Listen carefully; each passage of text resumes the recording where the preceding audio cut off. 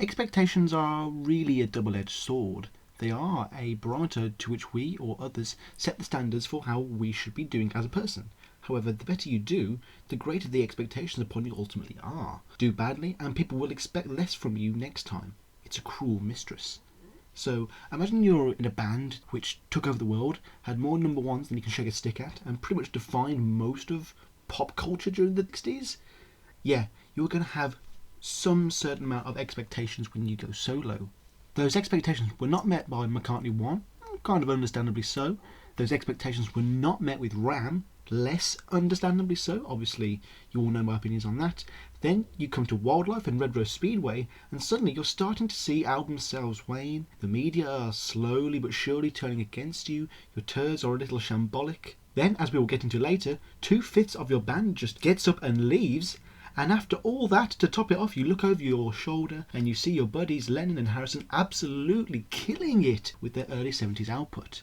Pressure was always on him from the get-go, really. He was the one who first announced the split from the Beatles, so people were kind of looking on him to, usher in this newer, better wave of solo music. And it never came. And it looked like it was never going to come. So I can get the sentiment that people's patience with McCartney was wearing thin somewhat, in the sense that the public felt like they deserved the same high-quality post-Beatles records that the other Beatles put out, especially for the guy who, in the face of most people and what they knew at the time, the guy who broke up the Beatles. But thankfully, Paul is a real soldier. He carries on in the face of adversity. He knows he can do this. He just needs to show everyone else that he can. I know it's those trite and cliche thing to start anything from an essay to a podcast with a quote, but I was generally just looking up quotes one night, and there was a quote from Malcolm X, which I actually wrote down for this podcast. Yes, this is real. It didn't say where it was from, so I was always a little bit suspicious whenever I'm given quotes and no sort of source, but the quote read, "There is no better than adversity. Every defeat, every heartbreak, every loss contains its own seed, its own lesson on how to improve your performance the next time." And doesn't this just sum up Paul McCartney in a nutshell? Especially at this period. Though it doesn't always mean he's learned anything from those lessons, immediately. Because in some way, every album was an improvement on the last, but he also seemed to be stuck in some of the same issues that would plague him right up to this point consistently all the way through those albums. Now, last week I mentioned something similar when I mentioned Paul was already seeking to regain his crown as the king of pop rock, but perhaps he still needed to be brought down a peg or two, I'm not sure. So perhaps we would never have gotten the titanic record that is Band on the Run if Paul hadn't been humbled somewhat by the last two critical failures. Granted, he should have learned these lessons somewhat after the critical failures of McCartney 1 and the genius of Ram, but I digress. Contentment seems to be a risky area for Paul. I mean, the man lives and breathes songwriting and melodies, but that's the trouble. He's too good, so he's always at risk of never pushing himself to make something great. I know I've mentioned this before in one way or another, but when he was in the Beatles, he had a certain John Lennon who was always trying to get one over on him, and that's where songs like Eleanor Rigby, Let It Be and Hey Jude came from. So, when he's effectively on his own, now that he has no equal in the studio, where is that external pressure, that willingness to please going to come from when he's the head guy? A couple of episodes ago, I asked my guest for the first bonus episode, Luca Perezzi, if Paul McCartney wrote better when he was unhappy. And whilst he didn't concretely say yes to this, as there are contrasting examples here and there, but we did agree at the time that he was most unhappy, i.e., 69 to 70, was indeed the best era of his output, at least retroactively. So, after what was then perceived to be 4 commercial and critical flops, the Emperor had been revealed to be not wearing any clothes at all. So at least some external conflict is coming out. This is good for stoking the fire in Paul. Though, when questioned about this many years later, he said, "Out of Adversity has been born a good album, but I hate that theory. It may well be true, but that's why I don't like it. I hate the idea that you've got to sweat and suffer to produce something good, but it turned out successful anyway." Like you said, Paul, you may not like it, but being a 20-something with no musical qualifications, I'm pretty confident when I tell you it's true. But if you want to compare the Malcolm X quote to a more modern and well-known movie phrase, you may have to look to Chris Nolan's film The Dark Knight, when Harvey Dent says the kind of now famous line, "The night is darkest just before the dawn." And that is pretty much where our story starts. This is what's widely known as Paul McCartney's darkest hour. Hello and welcome to Paul or Nothing, the place to get all your Paul all of the time. Okay, I know what you're thinking. Why hasn't this episode been released sooner? Well, I can tell you why, down to it simple. My fucking MacBook died on me. Probably cost me more to repair than buy a new one these days, but hey, every podcast I've ever recorded has been on this little guy. A lot of little memories in here. Though I must admit, having to write notes for No Words, Mamunia and Jet by hand didn't half make me feel like the backwoods peasant that I truly know I am. In fact, I lost so much of my editing for the last episode, Rose Speedway, which you need to check out if you already haven't. It's a very good album. Please go back to it, but please check it out if you haven't checked it out already. And I'd lost so much editing for it that I did something all businesses and governments seem to be doing these days, and I outsourced the episode. So to you guys at MNE Podcast, thank you for all of your work. It was a very nice, clean edit. I found you guys on Fiverr, and it was some fantastic service. And yes, it is a bloody pain recording this show with that yapping dog in the background, guys. But I'm glad to say we are back to normal, back on track, and we are here with the 5th official episode of Paul or Nothing. And I'm glad to see that our little community is ever growing. And to those long-term fans out there, you know what time it is first. It is time for a little bit of admin. Please follow us on the Twitter, which is at McCartney Pod. Always have a lot of fun running the Twitter. It's that daily monster you kind of have to make a little sacrifice for to feed. The blog is running up in its beta form. I'm sure you may have seen it by now, maybe not. It's not the best site ever in the world at the moment. It simply serves a function for now and will improve with time. And I'll be improving it routinely. You can find it at www.paulmccartneypod.wordpress.com. Please share, please leave a comment. You know the drill. Follow us on the YouTube. Simply just type in Paul McCartney Podcast or Paul or Nothing Podcast. Will be one of the first things you'll see. Hopefully you'll recognise the thumbnail. Please click that little like or subscribe button. It's just a tiny one just down there. You know, I'd really appreciate it if you clicked it. It really helps the show. Please leave a comment if you want to vent some of your internet hate or love my way. Also, one of the main things, I always mention this every single episode, the iTunes reviews. If you can leave a review for the podcast on iTunes, that's always very appreciated. That's one of the best places to get exposure really quickly. Like I say, I don't know exactly how the little algorithms work, but I've been told by many podcasters I respect that it's one of the best ways to support a podcast you like. I mean, really, do you not think we're 5 stars? Obviously, I'm not going to tell you what review to write, but I'd like to think I've charmed you enough to get you at least up to a 4 and a bit star. Also, please write into the show. I've practically begged you people now, every week. You're going to make me get down on my hands and knees, really.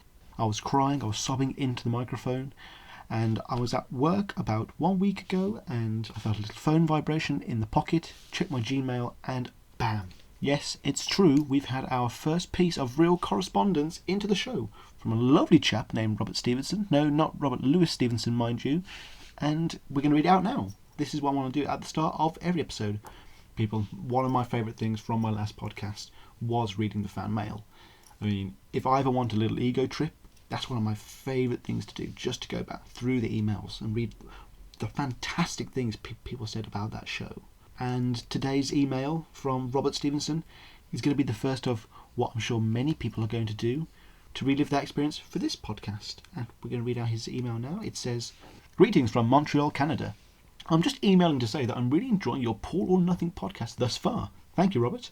It was fascinating to listen to some of your information on the feud between John and Paul.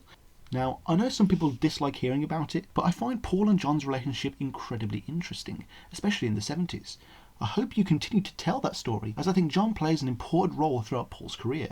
So, how did I get into Paul's solo career? I grew up in the early 2000s without much care for music until my dad played me that infamous record, Sgt. Pepper's Lonely Hearts Club Band. Immediately, as with most people, I got hooked onto the Beatles. I think we've all been there. Their solo careers, however, I didn't really consider as important. Paul McCartney, the solo artist, was not the same Paul McCartney of the Fab Four. I think a lot of people have felt this way. My perception of the solo Beatles actually changed when I heard the Travelling Wilburys album. What a fantastic record. This instigated me to delve deeper into the Beatles as solo artists. I quickly found that Paul McCartney has the most varied and prolific career of the Beatles. However, I found myself playing my dad Ram, which he had never heard. He only recognised Uncle Albert and was surprised at how good the album was. There is no surprise why that album is very good. Now he is hooked on Paul's solo career. A funny reversal in roles, I suppose. Wings and their ever-changing lineup creates an interesting dynamic where no two Wings albums sound alike. Your next episode is about Rose Speedway, and this email also does show how long it's taken me to get this episode out. Quite a retro statement now. And I think you'd agree it sounds nothing like Wildlife, which I really enjoy, by the way. I think it's one of McCartney's most underrated records. Although Mumbo is a dud, the other 7 tracks are all great. I especially love the vocal harmonies on songs like Lovin' Strange and Some People Never Know, some of the best in all the Wings albums. So thanks for giving that album a fair shake. I know it's not very well looked upon in general, and neither is Wings' next album, Rose Speedway, which I enjoy immensely. All the tracks, yes, even Loop First Intin on the Moon. I suppose the only issue I have with the album is the poorly crafted medley. A far cry from the Abbey Road medley. Ah well, the album still has some damn good songs, from the simple genius of Single Pigeon and Big Barn Bed to When the Night, with some fantastic vocals from Paul. I don't think I can get into a When the Night debate though at the moment. Overall, it's a really good, solid album. It's this little last bit that will typify that point I made earlier about me going back to read these emails to rub my own fractured tiny ego. Rob says, lastly, I'd like to say you better keep doing these podcasts. I want to be able to hear a Driving Rain podcast sooner rather than later. Paul is my favourite of the Beatles, though I love them all. The history of the Beatles has been told extensively, so the reason I'm excited for your podcast is the fact that the history of Paul's solo career hasn't been told in the same depth. Keep it up. Sincerely, Rob. P.S. My favourite song from Paul's solo career is a hidden gem called Don't Let It Bring You Down. I think I may have heard that one once or twice. Is it off London Town? I don't know. But, well, thank you for a truly fantastic email there, Rob. I remember exactly where I was at that moment. I was feeling a little down, a little blue at the time due to some totally unrelated rubbish. And that really did brighten my day at that point. So I must say, Rob has set the standard here for how well written all future correspondence has to be now, really. So please keep sending in stuff like this, folks. I'm so glad that we could start such an important episode off with this kind of correspondence. And speaking of important episodes, I think we should begin, really. So let's begin Band on the Run. Man on the Run. So, as we said, this is the darkest hour for Paul McCartney fans in 1973. After a string of either controversial singles like Give Ireland Back to the Irish or Mary Had a Little Lamb, you've had 2 lame duck albums starting with Wildlife, and 2 cheap and cheerful, not too very impactful tours, and it's resulted in an environment where it must not have been easy to be a Paul McCartney fan. Yeah, there have been many good songs in the midst there, but they were obscured by the bigger picture. When Linda was talking to Sounds magazine about this time, she said, Paul thought, I've got to do it. I either give up or cut my throat, or I get my magic back. Now, the magic he's talking about is not his ability to write songs, let's get that clear. What I think he means is his ability to do it on the level that had been expected of him since day one. To say this album both saved Wings and saved Paul McCartney as a serious recording artist cannot be understated. There are acts like the Foo Fighters or Oasis who only ever seem to make waves with a series of great singles, but their albums tend to remain largely uninspired or just not of the same quality. The Beatles were never like this. Obviously when the band split, the sum of its parts seemed to be forever doomed to be lesser than as the whole. But that's not what happened to John and George, especially in those early years. Despite being the first Beatle to officially go solo, the public had yet to have anything close to All Things Must Pass or Imagine from Paul that would cement him in the early 70s zeitgeist, especially whilst being a part of Wings. I mean, comparing Wildlife or Red Rose Speedway to those albums, or even Lennon's debut record, The Plastic Ono Band, is an exercise in futility. The album sales themselves reflect that the songwriting was just not as consistently good. These classic albums are built for their ability not to just deliver studio jamming and singles, but a real musical experience. You can make the argument that almost every Beatles album does this, and I just never felt it from Wildlife or Red Rose in that same way. Now, I feel like we have to get onto one point before we get onto the album. Now, I feel like we should bring up one more point before we get onto the album. McCartney had not been doing bad at all in the singles charts between 69 and 73, I will admit that. My Love and Live and Let Die both performed exceptionally well, and audiences responded great to Uncle Albert, Admiral Halsey and Another Day. So what was stopping Paul from getting that credibility he craved so much? To put it simply, it was the albums. Now, whilst I love Ram, I certainly understand that I would have been in the minority in the 70s. And I could also understand that people, they weren't mad, they were just simply disappointed, really. One of the things that immediately stands out about Band on the Run is its uncanny feel to an earlier time. You become tuned in very quickly that this collection of songs on vinyl is going to make up an unforgettable trip. What makes Band on the Run the giant in McCartney's expansive discography that it is that the album tracks do stand proud, and is without a doubt an album wall-to-wall of classics. Each track is unique, memorable, and fits seamlessly into the emotional journey of the album. It even rivals Beatles albums in its comfortable delivery of sure-footed, confident numbers, and is the closest Paul ever came to creating that type of album since the breakup. And for full disclosure, Ram is not trying to be a Beatles album. If anything, the singles, Band on the Run and Jet, for me personally, are some of the least remarkable tracks on the album. That's how good this piece of vinyl actually is. I literally cannot imagine a single song not being on the album exactly where it is. It's close to damn perfect. You know, what can I say? I mean, it's fucking Band on the Run, isn't it? And we're going to be talking about the version without Helen's wheels. I'm going to save Helen's wheels for another bonus episode. I could review it now, but we do have to pad a bit of content here from time to time. Turncoats and Tyrants. So we know Wings were never going to win the most harmonious, super duper best friends in the world award, but some of the seeds of fragmentation had already been sown, and in some rather public ways. This goes headlong against the "I'm totally happy over the Beatles" propaganda that McCartney was obviously pushing forward. Henry McCullough, probably already disillusioned by this point, spoke very frankly in an interview in 1972 when he said, "I don't suppose we'll be together forever. I'm sure Paul has more of a tie to the Beatles than he does with Wings." And on the subject of the longevity of Wings, with the looming threat of a Beatles reunion, Denny Sewell seemed to share a similar view. He said, "I should think there's a strong possibility that they will all get together again." So there is no surprise that the two members who would ultimately go on to quit the band were the ones who were the most outspokenly negative about the band. But why did they seem so down on the whole affair? I mean, according to the producer on Rose Speedway, Glyn Jones, the whole band were up McCartney's bottom at the time and were just so happy to be in a band with him. Sewell had been there before any of them bar Linda, and since the days of Ram, he had proven to be the most consistent member of the group. But you don't even have to hear from the horse's mouth to know why he was upset. Just look at his contributions on Ram and just compare them to his drumming in Wings. Now, while Sewell never seemed to vocally object to the juggernaut that was attempting to collaborate with Paul, there is a sense that he would have felt some loss of input from the days of the Ram sessions. Paul seemed to be much more open and loose in those days, especially in how much trust he had in Sewell and the then guitarist McCracken. Then, after all this time being loyal to Paul, he joins Wings, and the intimacy is probably lost, and there's an air of him just becoming yet another bandmate. He went from a crazy and unpredictable collaborator to a generic sideman in just 2 albums. McCullough, on the other hand, seemed a bit more of a hothead during his short tenure with Wings. The long and short of it is, he's a blues musician in a pop band with a man who likes things to sound a particular way. That should have been 2 red flags right there. Wings was crustless. Wings is light white bread for McCullough, and he was actually embarrassed amongst some of his friends to actually be in Wings in the first place. And blues kind of, by its very nature, is almost about never playing the same thing twice a lot of the time. It's about total group collaboration and experimentation. So how did he ever think he was going to work with such a systematic man as Paul? Could it be one of those ideas that looks good on paper but just isn't? Or was it just the best of intentions? Now, I'm a man who can barely say he can play guitar.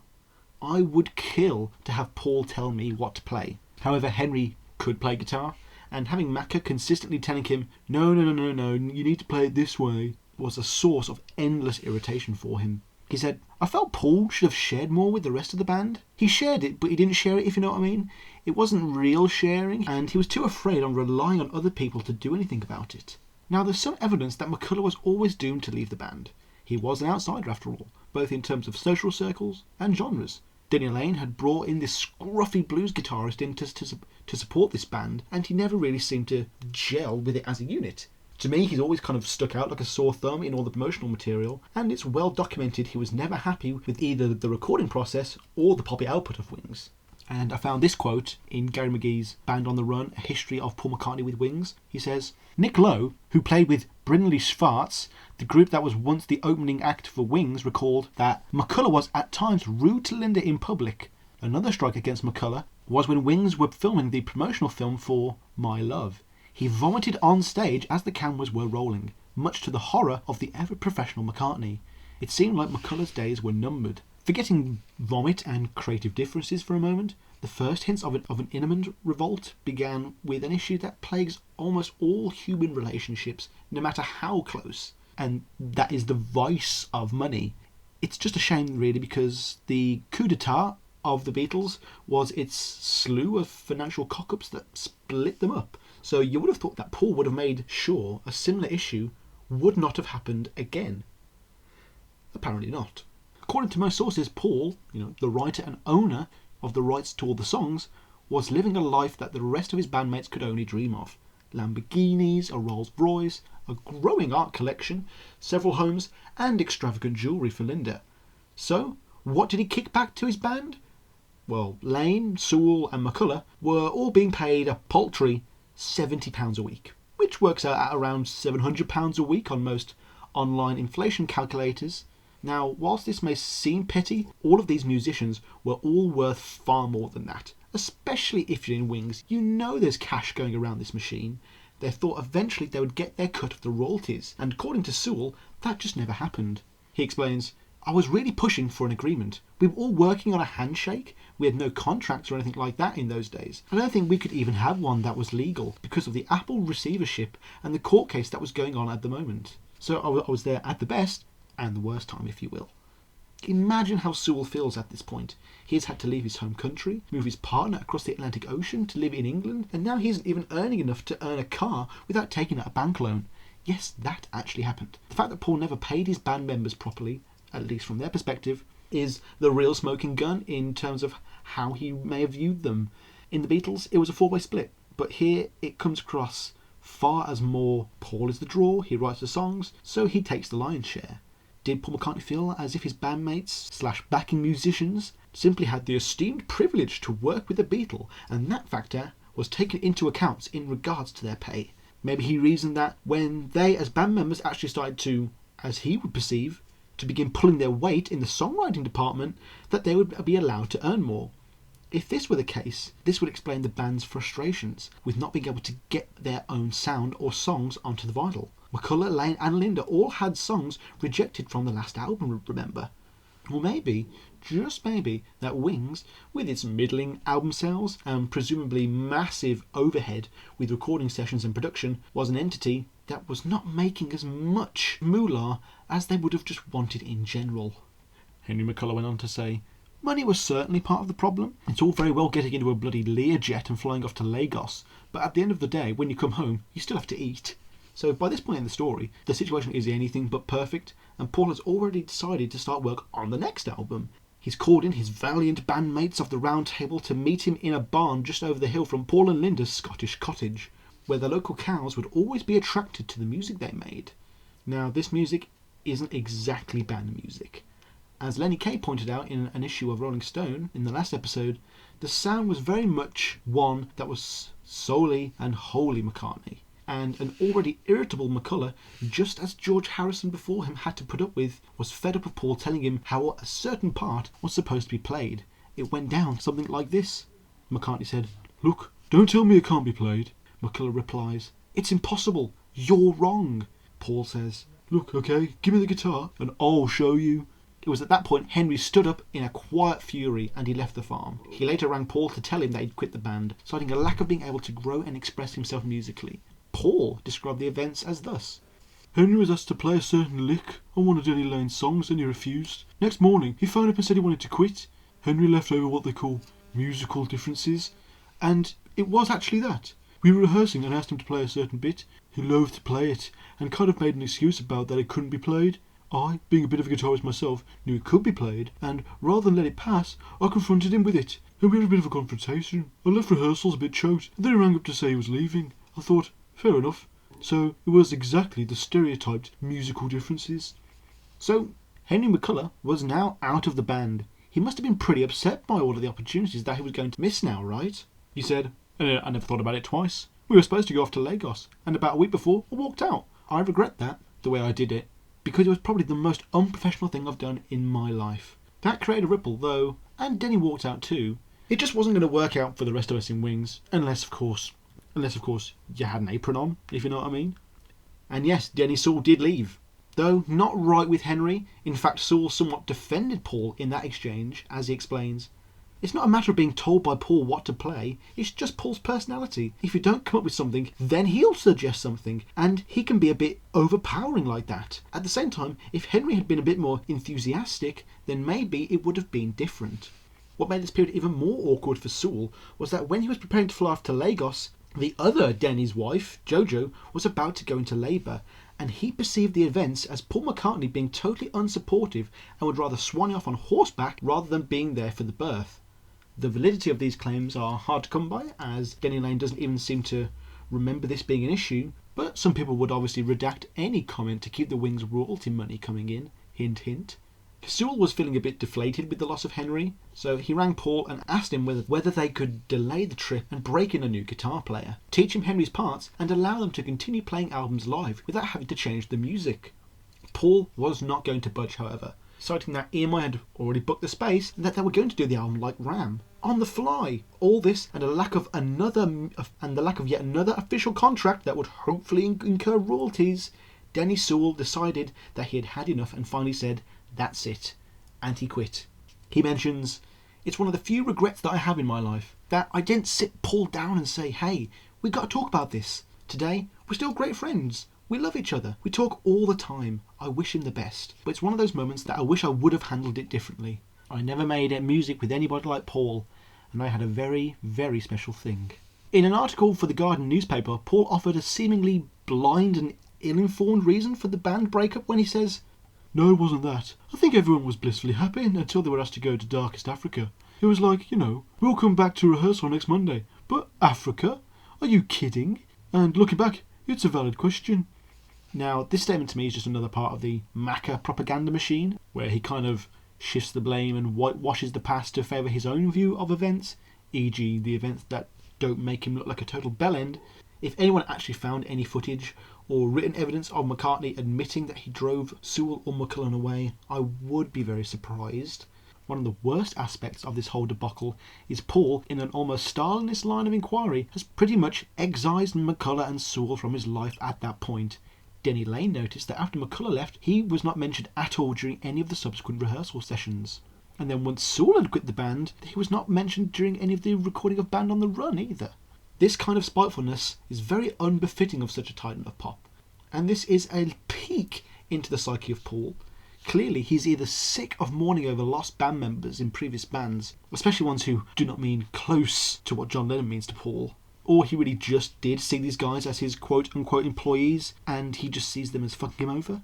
The fact that he never mentioned them is almost a way of not giving anyone an opportunity to speak out against what has happened, and maybe, just maybe, call him out on what's gone down. Now, we don't know that Denny Laine never spoke out against this, but he and Paul were older friends than even Linda was, so it's not surprising to see where Laine's loyalties would lie. At the end of all of this, it makes you wonder whether Paul ever decided to sit down, take stock of everything that was happening around him and think, maybe it's me. Lagos or bust.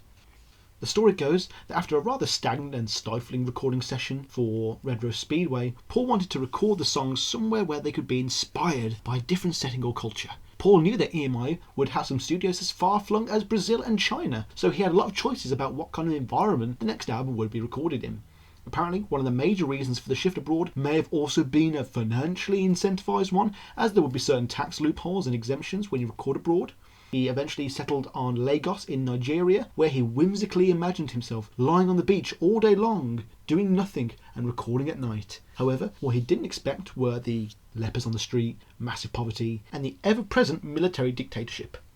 Once the remaining band, consisting of Paul McCartney, Linda McCartney and Denny Laine, landed, a regular daily pattern was ensued. Weekday mornings were spent swimming at a local country club. In mid-afternoon, the band would make the hour-long drive to the studio, where work would sometimes went on till around 4 or 5 a.m. Weekends were reserved for rest and recreation, in keeping with McCartney's reason for choosing Lagos in the first place. So, was this the best move for the band? Maybe, but this random change of location feels either like two people in an unhappy marriage having a baby simply to keep things fresh, or a terrible shitty sitcom doing an end of season special in Spain just to spice things up. It's always difficult to make it not seem forced. If the band is not gelling, a new locale is not going to randomly change things. I dread to think that this was just some excuse to get a holiday out of working, a la Adam Sandler, but I wouldn't put anything past Paul at this point. The band really aren't happy and he's blindly burying his head in the sandy beaches of Lagos. And let's just take another quick look at why Paul wanted to go here, of all places again. Okay, for me, the attractions were artistic, instinctive. It was like the music of Africa will colour our feelings, we'll be steeped in the ancient African rhythms, that sort of thing. So did Wings need a new African rhythm sound to add to the mix? Hell no, Wings is what it is, it's Wings. Wings is a light to heavy rock stadium band. And I'm not saying they wouldn't benefit from this sound being added, but they still haven't gotten their formula down to a T by this point. They still don't know what they are. It's just like Wildlife. Paul is trying to redefine himself and Wings, again, before he's actually bothered to define what they are in the first place. Repeating mistakes, not learning. I've always been an advocate for truth on this podcast, in keeping with those ideals. I must confess to my first misnomer of the Band on the Run saga, or maybe it's just my confession of my post-imperialist white privilege, but up until about 2 months ago, I thought Lagos was in the Caribbean, and that the album was a Caribbean-influenced album to some degree. Yeah, I don't know why either. Though this does prove one point in particular. Despite the fact that Paul took the band halfway around the world to be inspired by the local music, but the fact of the matter is, barely anything resembling African music or African influences really made its way onto the final part of the album. In an interview, Paul said, I've always liked African music, but when we actually got there, Band on the Run just kind of took on its own life. Now, this new kind of life he's talking about may not have just happened from him being a very creative type of person and just making new music randomly. There is actually a more plausible real-world one as well. One of Paul's main musical attractions in Lagos was Fela Ransom Kuti's band, led by the controversial Fela Kuti, a no-shit-taking nationalistic polygamist who pioneered the Afrobeat sound. This guy, by the way, was so big that he turned down several contracts from Motown. Fucking Motown! Paul went to a packed, dingy little underground bar one night to see them and described the experience as, they're the best band I've ever seen. When the fellow and his band eventually began to play, after a long crazy build-up, I couldn't stop weeping with joy. It was a very moving experience. Thrilled by his transcendental experience, McCartney thought of recording with some of the musicians working with the extraordinary 33-year-old Firebrand and bringing them into the Band on the Run sessions. When Fela caught wind of the plan, he denounced McCartney from the stage of his club and then arrived unannounced at the studio to berate him for stealing, and I quote, the black man's music. After speaking about this confrontation, Paul detailed it as him saying, well, it's up to you, we'll do it ourselves. Fella thought we were stealing black African music, the Lagos sound, so I dared to say, do us a favour, fella, we do okay, we're alright as it is, we sell a couple of records here and there. Now, I've done my fair share of Paul bashing on this episode, but I'm very inclined to believe that Paul really was telling the truth and had no intention of doing what some accuse George Harrison and Elvis of doing, of, stealing non-white music and repackaging it for white people. And the lack of an African sound might have been a benefit in disguise for Band on the Run, as its sound remains simple, without gimmicks, and most importantly, sounds like a Wings album, but a better one. Paul went on to say, I thought my visit would, if anything, help them, because it would draw attention to the Lagos and people would say, oh, by the way, what's the music like down there? And I'd say it was unbelievable. It is unbelievable. It's unbelievable music down there. I think it will come to the fore. Recording the album.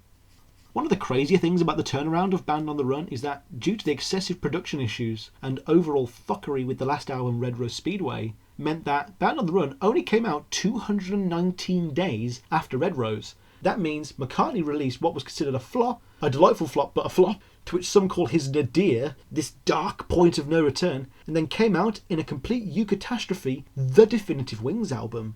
This shows the sheer difference in styles between the two album productions. Having two less members for McCartney to bother with, he could really strip down the production of these songs and how long they will take to churn out. One of McCartney's main reasons for going to Lagos was, and I quote, also, it was the fact that we'd have a reasonably state-of-the-art studio down there. And like so many best-laid plans for this album, things were not quite as they seemed. As he continues, it turned out to be an unbuilt studio, but it was enough, and we helped to construct vocal booths and things. It became part of the fun. No, I didn't actually get a hammer out myself, but they got carpenters in and we told them what we needed. A big wooden box with a door in it and perspex windows. They just didn't have vocal booths. I suppose they were just used to recording live African bands rather than suave Westerners.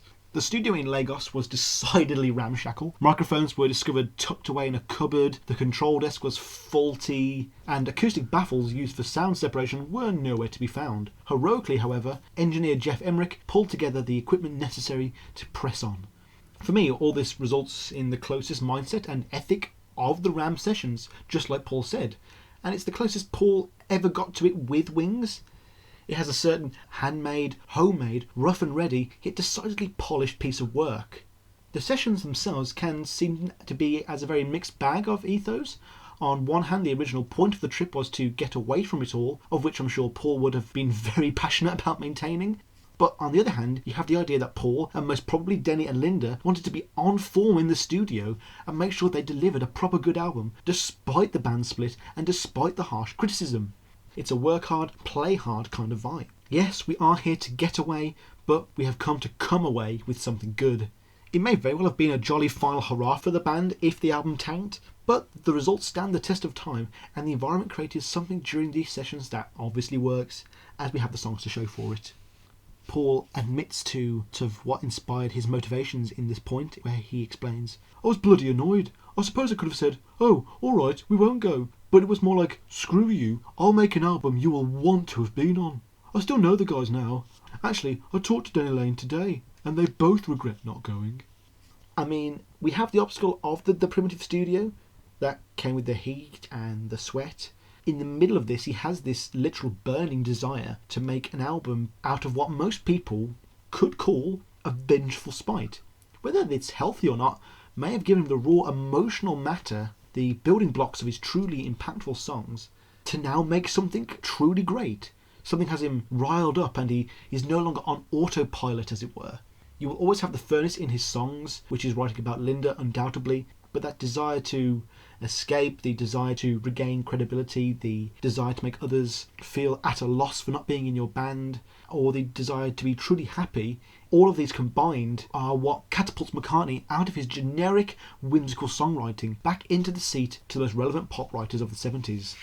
Now, we will get to this point later when we review No Words, but it's clear that during the production of this album, Paul turned to his old friend Denny Lane to help him much more intensely than he ever had on the two previous albums. And it shows. This is the first and the best example of Wings. They feel cohesive and together, and whilst future albums would have even less contributions from Paul directly, they would never have the same tight-knit feel this album did. Very much like the songwriting partnership in Metallica, the songs for this album were intimately composed one-on-one, with Denny on lead guitar and Paul on the drums. One by one, they would iron out the songs, and before they knew it, they had some of the best songs Wings ever had, the quality of which seemed to be explained by the following quote by Denny Lane. He said, "Paul and I made the album as though we weren't in a band. As we were just two producer musicians." Clearly, with Lane and McCartney focusing less on Wings as an image or an ideal, and being able to focus on creating and writing objectively good material, allowed Band on the Run to have much more of an open and freewheeling touch. This partnership was clearly the more inspirational method of songwriting for the two of them, and opened the album to a wide variety of tones, moods and sounds. But not everything during these sessions was going to be hunky-dory, as we get into our next part, which is where we're going to cover the story that everyone and their mum seems to know about, and that is the time that Paul ended up in another spot of bother with the locals, but this time a decidedly less musical sort. At the time, Nigeria was not in the best of states, especially when compared to today. Till he got there, McCartney was rather uninformed about the poverty, crime, or the dictatorship. They were all part of regular life there, and he inevitably suffered because of it. Now, I know that Paul wasn't much of a known figure in the local area, and this meant he and Linda would pretty much go around town unescorted and like regular tourists. But unfortunately, even the life of a bog-standard tourist in Lagos at that time would have been one of potential danger. And I'll let the man himself explain it best. "After we'd been in Lagos a couple of weeks, we were held up and robbed at knife point. Linda and I had set off, loaded with tapes and cameras, to walk to Denny's house, which was about 20 minutes down the road. A car pulls up beside us and goes a little bit ahead. Then a guy gets out, and I thought he wanted to give us a lift. So I said, 'Listen mate, it's very nice of you, thanks very much, but we're going for a walk.' I patted him on the back, and he got back in his car, which went a little way up the road. It stopped again, and Linda was getting a bit worried. Then one of about 5 or 6 black guys rolled down the window and asked, 'Are you a traveller?' I still think if I'd thought really quickly and said, 'Yes, God's traveller,' or something like that to freak them out a bit, then maybe they would have left us alone. But no, I said, no, we're just out for a little walk. It's a holiday and we're tourists, giving the whole game away. So, with that, all the doors of the car flew open, and they all came at us, and one of them had a knife. Their eyes were wild, and Linda was screaming, "He's a musician! Don't kill him!"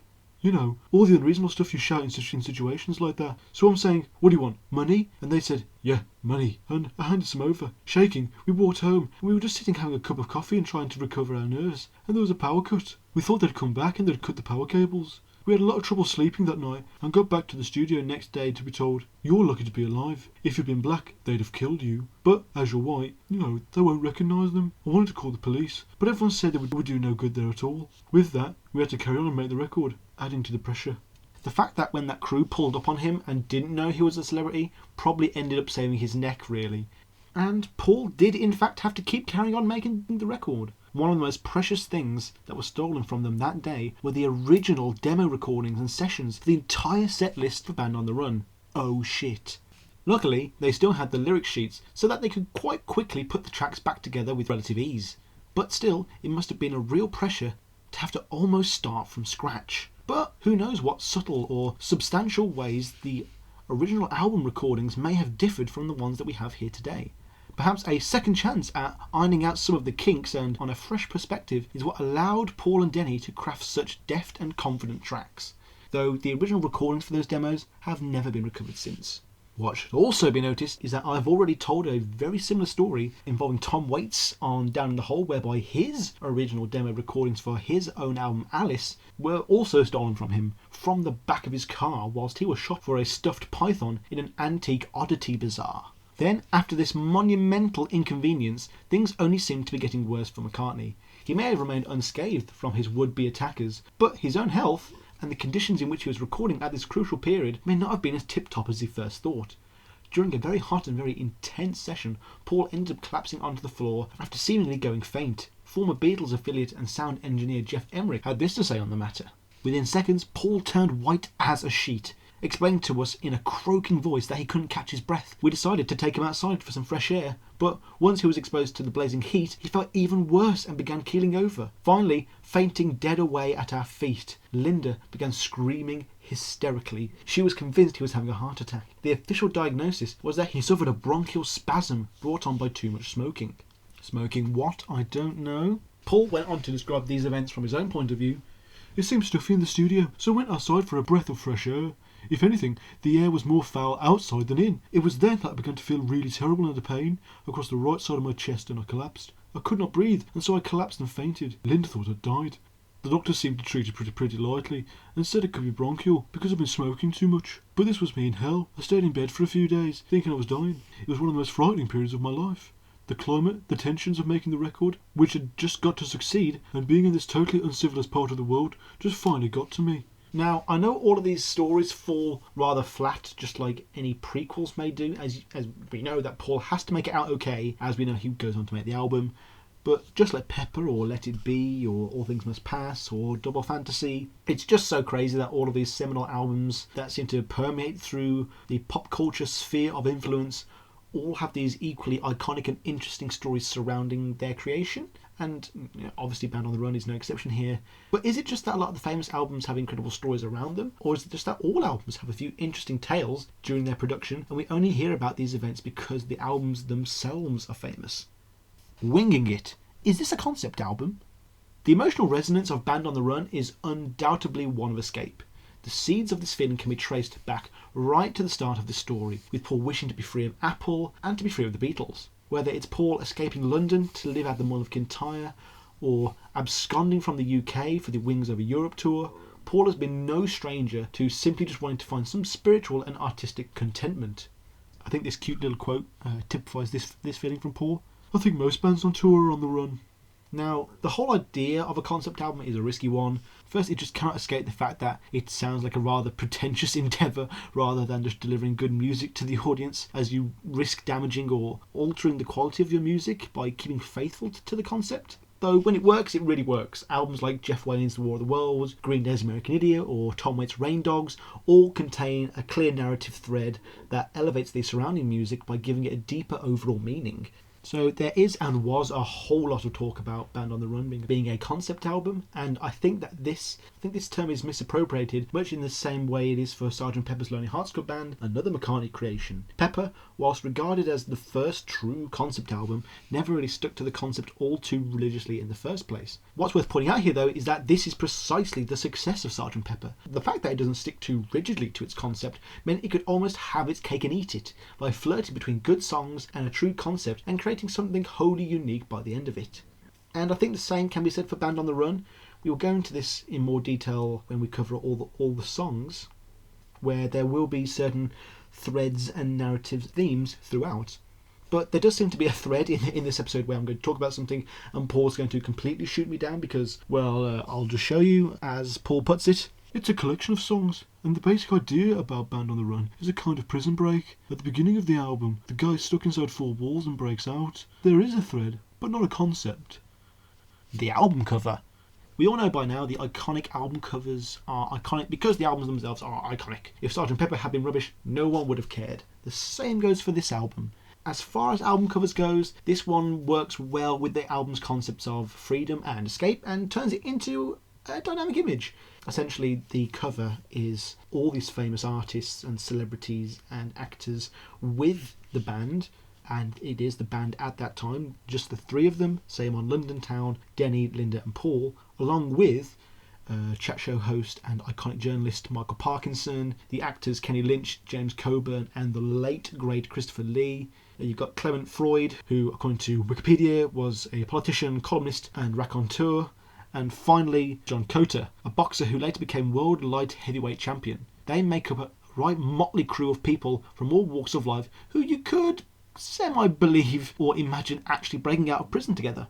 The inclusion of these iconic pop culture figures not only parodies Sgt. Pepper to some extent by, creating this hyper-metatextuality, but it also creates a certain light-hearted aura around the work that maybe Paul isn't going to be taking himself too seriously, and maybe the fun that exists on the front cover might actually transition into the music. The image itself was taken by fashion photographer Clive Aerosmith, who found it increasingly harder to take the perfect image as the photo session took place after a party Paul threw, and therefore all the figures were subject to what Aerosmith called a substance haze, making it difficult for them to hold the pose for the older, longer exposured cameras. Aerosmith went on to describe that fateful day. On the day I hired a spotlight from the lighting company, which unfortunately was not powerful enough for the job, meant that everyone had to be very still for over 2 seconds for the picture to be sharp. 2 seconds may not sound like a long time, however, they did have a party before the shoot, and everyone was very much worse for wear, but still enjoying each other's company to say the least. Trying to get everyone to stay still and play the part of escaping prisoners was proving extremely difficult amidst the laughter, jokes and substance haze. I arranged them all together so that they could lean against each other and the wall. Now, because they had all become a little unsteady on their feet, Denny Lane fell over a couple of times laughing hysterically. Everyone was having a great time. I had to have a megaphone to get their attention though.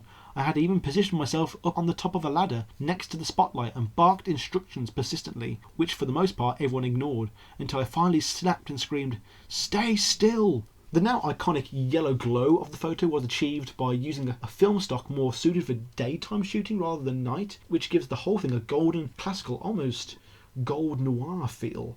After shooting the back cover for the album Wings at the Speed of Sound, Clive mentioned this phenomenon to Paul. He said, over coffee I said, "Paul, there is something I've meant to tell you for years. That yellow light on the Band on the Run cover, that was a mistake. I used daylight film instead of tungsten." Paul laughed and said, "That's fine. I thought it looked great and that you meant to do it." Criticalception and release. I must say on this show it's really nice to finally get into a nicer album that everyone receives very, very well. It's pretty much well loved by everyone. I mean, this is Band on the Run. Though I must admit, again, I did struggle to find any, if at all, a couple of contemporary reviews from 73, 74. A lot of them are just from modern critique websites, maybe articles from 2002 at the earliest, maybe. If anyone could let me know where the best place to get reviews from this time is, then I'd really appreciate that. But this is a classic album. It's in Rolling Stone's top 500 albums of all time. Speaking in Rolling Stone, John Lennon himself gave a decidedly positive review, claiming, "Band on the Run's a great album. Wings keep changing all the time. It doesn't matter who's playing. You can call them Wings, but it's Paul McCartney music, and it's good stuff." So that itself should be a red flag for how good this album actually is. I know Paul and John have kind of buried a lot of the hatchet by this point, but for Lennon, a man who has routinely lambasted Paul in the public eye and sphere and in musical journals, to say this about this album just shows what we're dealing with here. Don Landau of Rolling Stone described the album by saying, with the possible exception of John Lennon's Plastic Ono Band, this is the finest record yet released by any of the four musicians who were once called the Beatles.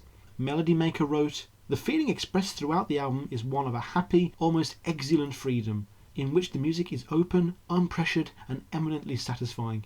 It epitomises what Wings are all about. They soar sunward and revel in light and warmth. Writing for The Village Voice, Robert Christodoulou was slightly more dissenting in his opinion, and he wrote, I originally underrated what many consider McCartney's definitive post-Beatles statement, but not as much as his admirers overrate it. Pop masterpiece? This? Sure, it is a relief, but only after the vagaries of Wildlife and Red Rose Speedway.